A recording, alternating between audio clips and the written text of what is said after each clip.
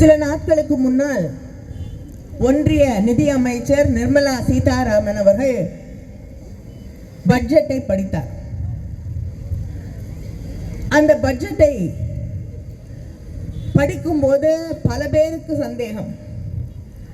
நாங்க டெல்லியிலே நாடாளுமன்றத்திலே இருக்கிறோமா அல்லது பீகார்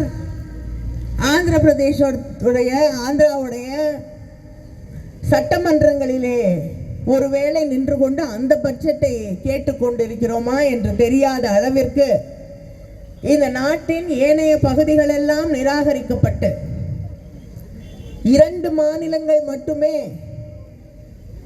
இந்த நாட்டிலே இருப்பதாக எண்ணிக்கொண்டு அவர்கள் ஒரு பட்ஜெட்டை தயாரித்திருக்கிறார்கள்.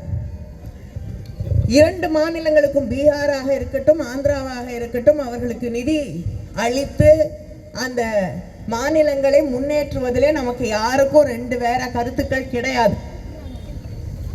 ஆனா ஒன்றே ஒன்று, நம்முடைய முதலமைச்சர் அவர்கள் சொல்லி இருப்பது போல பணத்தை அறிவித்திருக்கிறார்கள். வருமா வராதா தெரியாது. எனக்கு தெரிஞ்சு ஒன்றிய அரசாங்கம் அறிவிப்புகளை மட்டுமே செய்யும். அதுக்கப்புறம் என்ன ஆச்சுனே தெரியாது.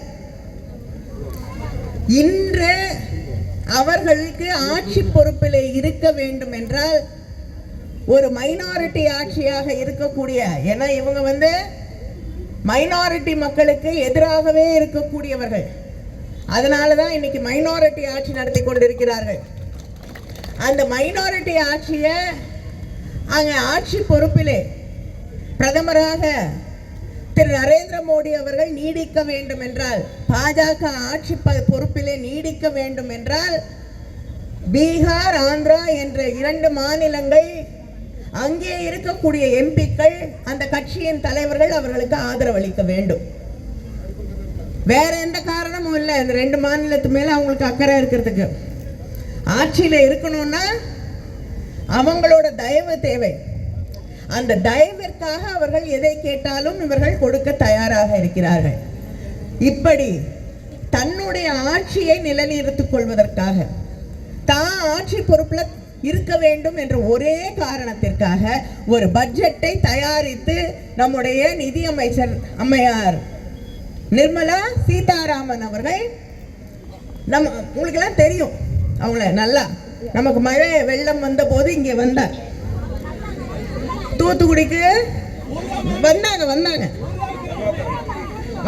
வந்து இங்க இருக்கக்கூடிய நம்ம கலெக்டரேட்ல தான் உட்கார்ந்து எல்லார்கிட்டையும் இங்க என்ன நடந்தது, மழை வந்ததை பத்தி எல்லாம் கேட்டுட்டு, அப்புறம் நம்ம நிதி அமைச்சரை அழைத்து கொண்டு எல்லா இடங்களுக்கும் சென்று பார்வையிட்டு விட்டு முக்கியமான ஒரு கருத்தை சொன்னார்கள். என்ன, கோயிலுக்கு போனீங்கன்னா தட்டுல காசு போடுங்க, உண்டியல்ல போடாத. அதனால சொல்லிட்டு அவ்வளவுதான். போனவங்க தமிழ்நாட்டை பத்தி சிந்திக்கவும் இல்லை.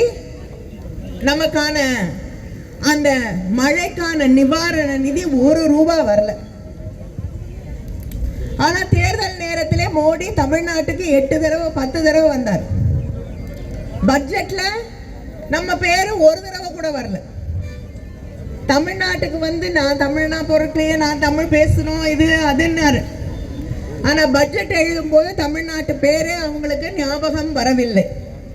ஆனா ஜிஎஸ்டி மட்டும், நம்ம கிட்ட வரி மட்டும்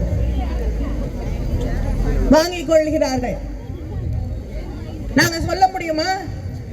நாம சொன்னா என்ன ஆகும்?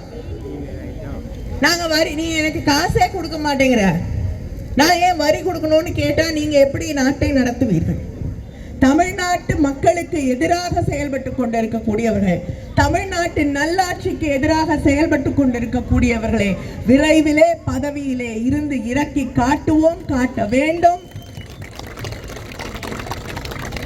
அங்கே தமிழ்நாட்டை பாதுகாக்கக்கூடிய, சாதாரண சாமானிய மக்களை பாதுகாக்கக்கூடிய, அதானிகளுக்கும் அம்பானிகளுக்குமான பட்ஜெட்டை மட்டுமே போடக்கூடியவர்களாக இல்லாமல் நம்முடைய கிராமப்புறங்களிலே வாழ்ந்து கொண்டிருக்கக்கூடிய மனிதர்களை பற்றி கவலைப்படக்கூடிய ஒரு ஆட்சியை அங்கே உருவாக்கி காட்ட வேண்டும். நன்றி, வணக்கம்.